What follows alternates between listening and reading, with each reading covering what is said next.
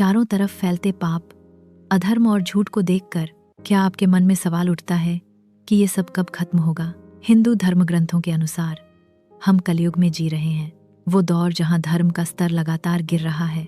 जब ये अन्याय अपनी हदें पार कर जाएगा तब क्या होगा? क्या कोई इस अंधेरे को मिटाने आएगा? हजारों साल पहले हमारे ग्रंथों में एक भविष्यवाणी की गई थी, एक ऐसे रक्षक की जो कलयुग के अंधेरे को चीरकर एक नए सुनहरे युग की सुबह लाएगा।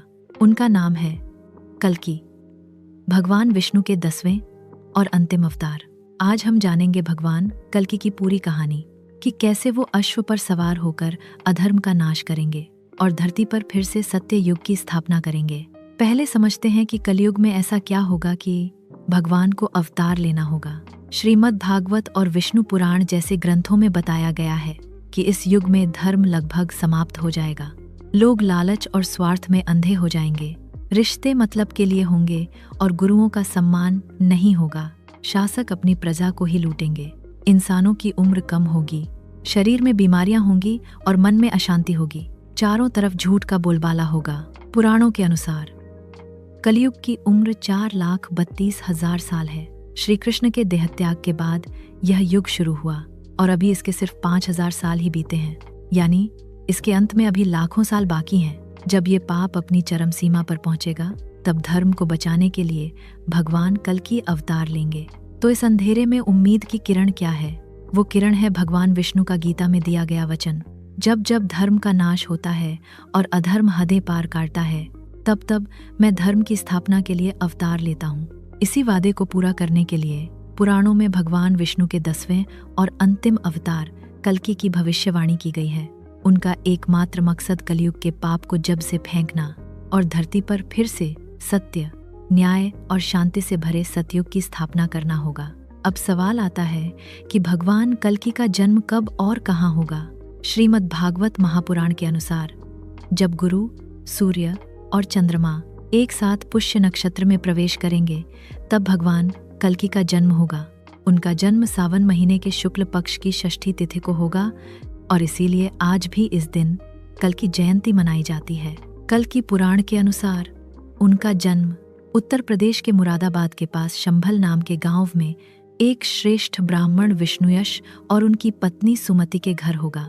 याद रखें, शास्त्रों के अनुसार यह घटना कलयुग के अंत में होगी, जिसमें अभी लाखों साल बाकी हैं।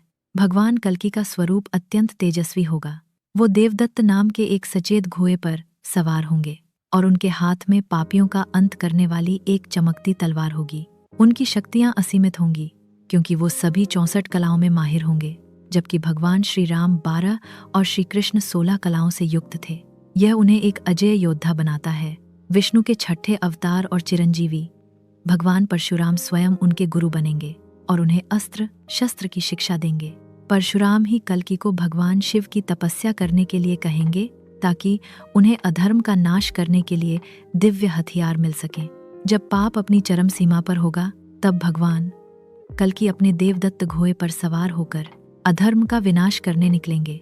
उनकी लड़ाई किसी सेना से नहीं बल्कि पूरी दुनिया में फैली दुष्ट सोच से होगी। वो धरती को नर्क बनाने वाले सभी पापियों का संहार करेंगे। माना जाता है कि इस महाविनाश में उनकी मदद के लिए 7 चिरंजीवी भी प्रकट होंगे। इस महायुद्ध के बाद धरती से पाप का नामो निशान मिट जाएगा। भगवान कल्कि धर्म की फिर से स्थापना करेंगे और एक नए सुनहरे दौर सतयुग की शुरुआत होगी। उनके राज में सिर्फ सच्चाई, दया और प्रेम होगा और इंसान धर्म के रास्ते पर चलकर एक लंबा और शांतिपूर्ण जीवन जिएंगे। आजकल आपको ऐसे कई दावे सुनने को मिल सकते हैं कि कल्कि अवतार का जन्म हो चुका है, लेकिन जैसा हमने शास्त्रीय प्रमाणों के साथ देखा, ये बातें बेबुनियाद हैं। पुराणों के अनुसार हम कलयुग के शुरुआती दौर में हैं और भगवान कल्कि के अवतार में अभी लाखों साल बाकी हैं। कल्कि की कथा हमें डराने के लिए नहीं बल्कि एक गहरा संदेश देने के लिए है। ये हमें सिखाती है कि अंधेरा कितना भी घना हो, जीत हमेशा धर्म और सच्चाई की होती है। ये हमें प्रेरणा देती है कि हम धर्म का रास्ता न छोड़ें और अच्छे कर्म करते रहें। अगर आपको यह दिव्य जानकारी अच्छी लगी तो हमारे चैनल को सब्सक्राइब करना ना भूलें। इस वीडियो को लाइक करें और अपने दोस्तों और परिवार के साथ शेयर करें ताकि भगवान कल्कि का यह ज्ञान सब तक पहुंचे। आपके हिसाब से कलयुग के कौन से लक्षण आज हमें साफ दिखाई देते हैं? हमें नीचे कमेंट्स में जरूर बताइए। जय श्री कल्कि, जय श्री हरि।